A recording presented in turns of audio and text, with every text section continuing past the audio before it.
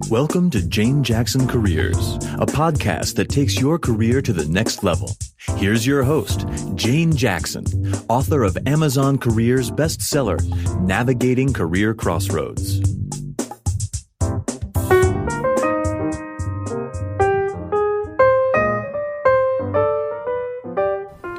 Well, hello and welcome to my Careers podcast, where I interview fascinating professionals who've made interesting career changes. Now, one person who has really made some incredible changes very successfully in her career is Daniela Cavalletti, founder of Cavalletti Communications.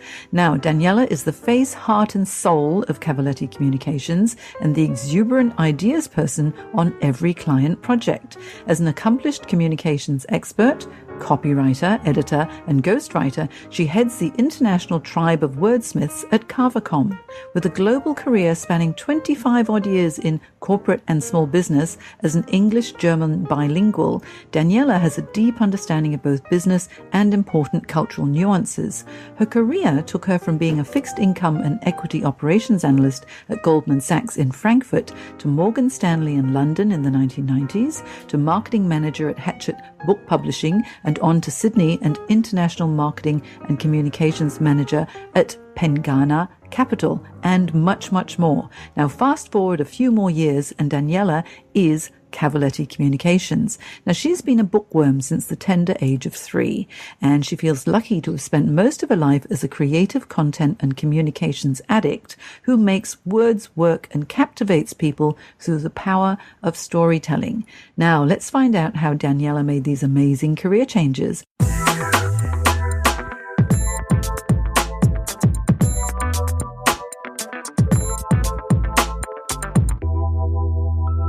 Thanks very much, Jane. Thanks for having me.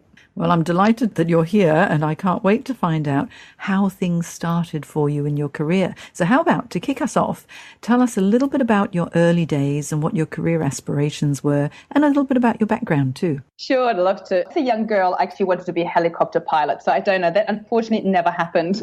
I grew up in Germany with an Italian dad, so I always had really that influence, the creative influence, exuberant kind of side of me, and then the very precise German side, I presume.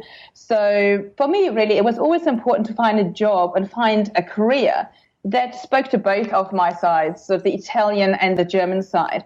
And it was really hard to find, I tell you. That's probably one of the reasons why I tried a few different careers. I mean, Morgan Stanley, Goldman Sachs really spoke to my German side, with the finance side and being really detailed. But very early on in my career, I found out that I needed sort of that balance. I was really getting into a situation where I was looking more into the marketing and communicating with people and being the hub around all the communication happened within my department. So I just really took the opportunities that came my way, and I ended up where I am. How did you actually get into finance? Because in the 1990s, that would have been quite a very strong male-dominated area, especially in fixed income and equities.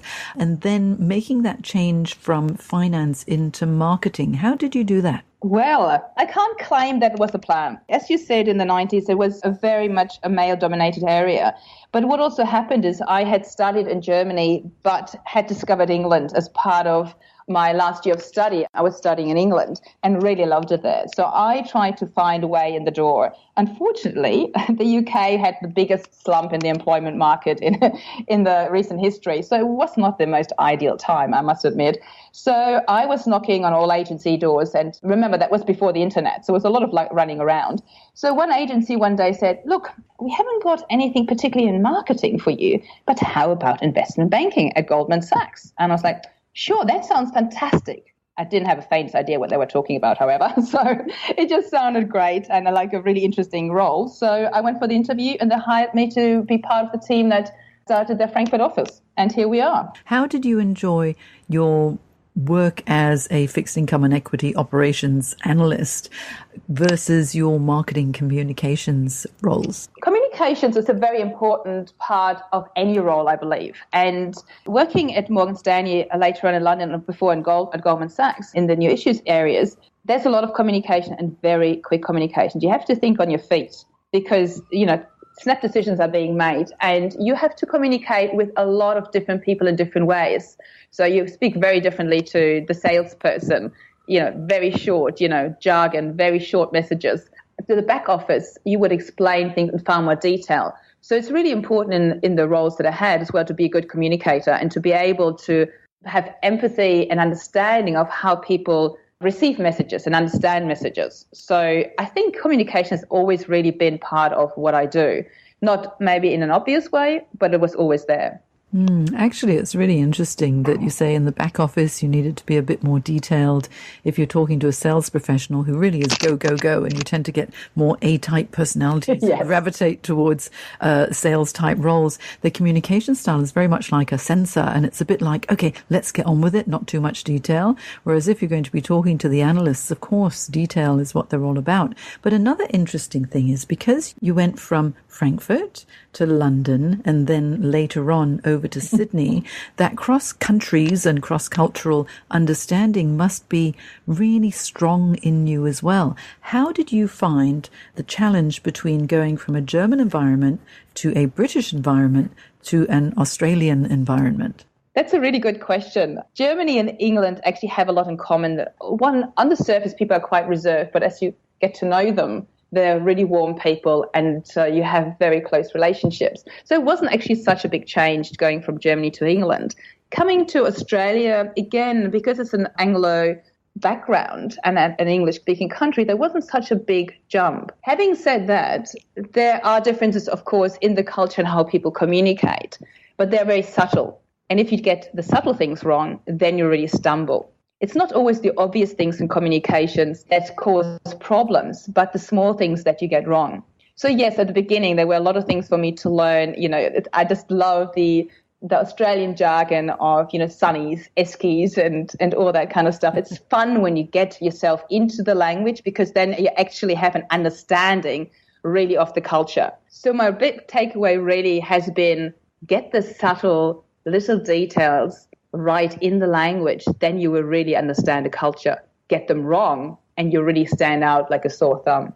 Yeah, I think you're absolutely right. I know a lot of British English people who I speak with when they come over to Australia, they say how wonderful it is here because they say the Aussies are just so warm and open and casual and relaxed and just basically happy. Whereas, in the UK, I guess it must be something to do with the weather. If it's raining a lot, you do tend to be a little bit more miserable and you do tend to talk about the rain and complain about it an awful lot. But now that you're in Sydney, you must be really enjoying it. What's the best thing about Sydney that you enjoy? Oh, goodness, that's a loaded question, isn't it? For me, I'm a very outdoorsy person. So I actually get around to most of my meetings in Sydney on my push bike or on my scooter. So I'm being very European here. So I love that it's possible to do that, even though it's still take your life into your own hands a little bit, but that's another subject. But it's just lovely to be able to, as you mentioned, so the weather enables us really to be more outside, and it definitely lifts the mood to be able to, engage more with the environment and not just be sort of cooped up like, unfortunately, often are where I come from in Germany, but also, where I was living in England. I really enjoy the wonderful weather here. It's incredible. But now let's find out more about you and Cavalletti Communications. Tell me the story. How did Cavalletti Communications come about? Looking back, it's always easier to sort of the points where you started making decisions but weren't quite ready. I've always enjoyed working in groups in my previous jobs, but I felt, I think, as an employee that I didn't have the opportunity to push the ideas through or try out new things. I think the red tape was always necessary, red tape often as well, was hindering me sort of in getting really excited and getting things done and trying things out. So for me, really, the turning point was that I had an opportunity to start my own business when I came to the end really of a big project with my last employer where we had worked through websites, content, structure, redesign, completely rebranding.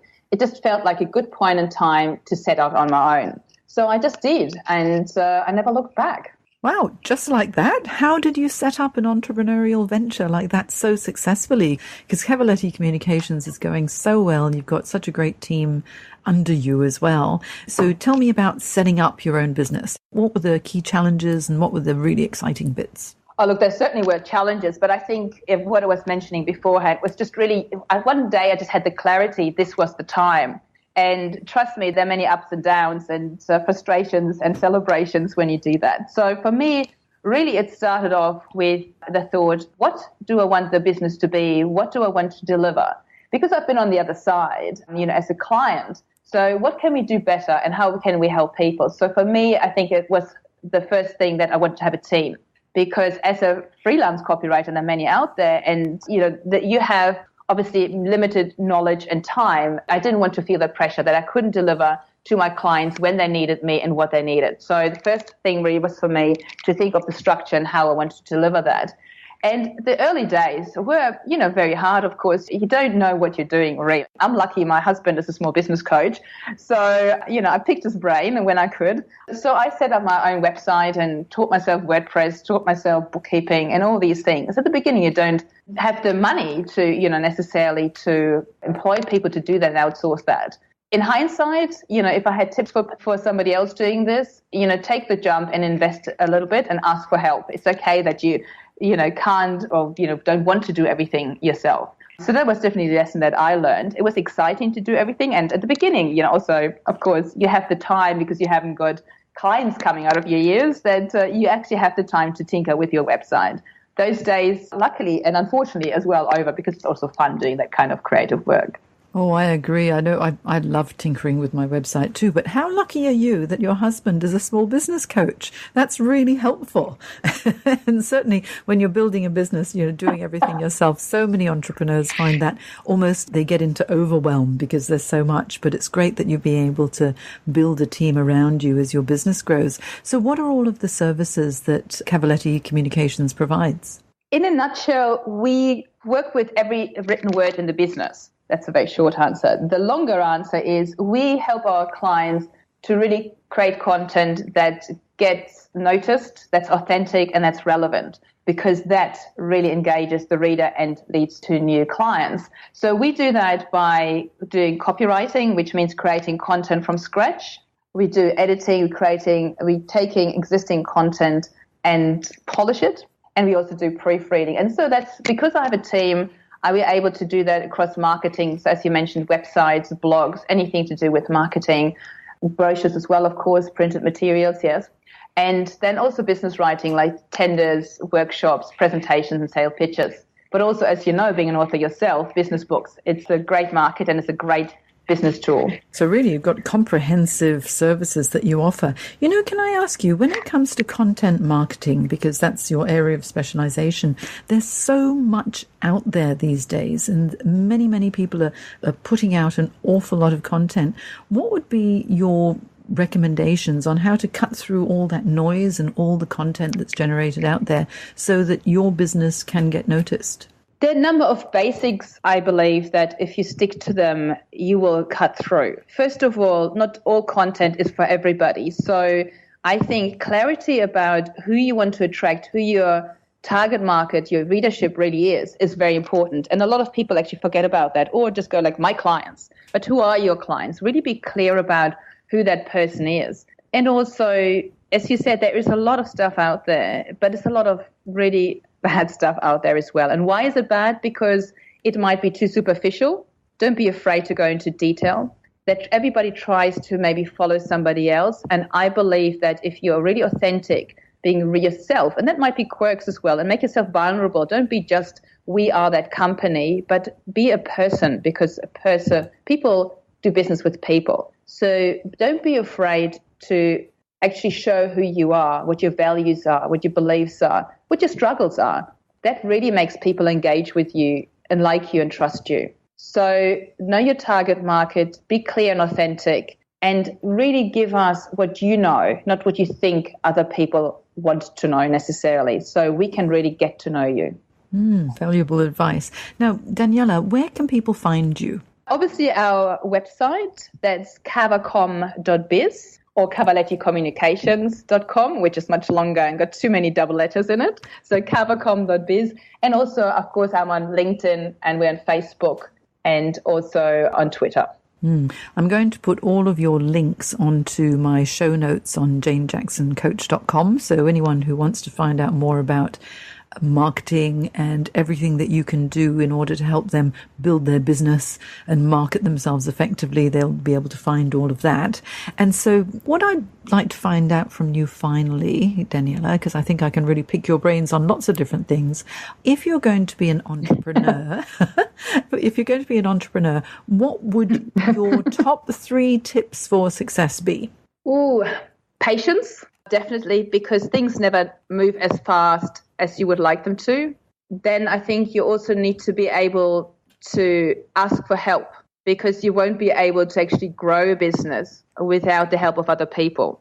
And I think empathy, because you need to understand who your clients are, what they want, and really be able to listen, have conversations, not just actually with your clients, but also, if and when you have staff. So in order to attract the right staff, you have to be clear about who you are, what you stand for, and what you expect, therefore, of the people who work with you and, are part of your team. So those are the 3 things I think that are most important. I think that advice is so good, because you've built up Cavalletti Communications so well. Patience, ask for help, and have empathy for your clients. Now, if someone wants to get in contact with you, I believe you have a special offer for them, haven't you? Yes, look, most of us have a website, and if we don't as a business, we should. So I thought it might be helpful for some of your listeners if I have a quick look at the website and assess where there might be some really easy fixes. So I'm offering a 20-minute free consultation to give you a comprehensive verbal assessment of the existing web content on your site. And so just give me a call and send me an email and just quote JJ Content Offer. Fantastic, JJ Content Offer, and they'll get a 20-minute free consultation on an assessment as to how effective their website is, and potentially some mini recommendations as to how they can improve. That's correct. So there's some easy fixes that, that your listeners probably can do themselves. They don't have to get in the experts. There's some little fixes they can attempt themselves, and if I can help them, that'd be lovely. Oh, that's beautiful. Thanks so much, Daniela. And so for you, having come from Frankfurt to London to all the way over to Sydney, from working in finance and then marketing and now into entrepreneurship and helping other businesses grow too, I think I've been very lucky to be able to have a little chat with you today. And thanks for sharing your expertise and your really very brave career journey too. Thanks so much, Jane. It was really a pleasure chatting to you. Okay. And we'll talk to you again soon, I hope. Bye.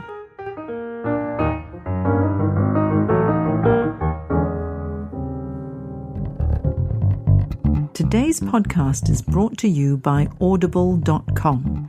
You can get a free audiobook download and free 30-day trial at audibletrial.com/Jane Jackson Careers.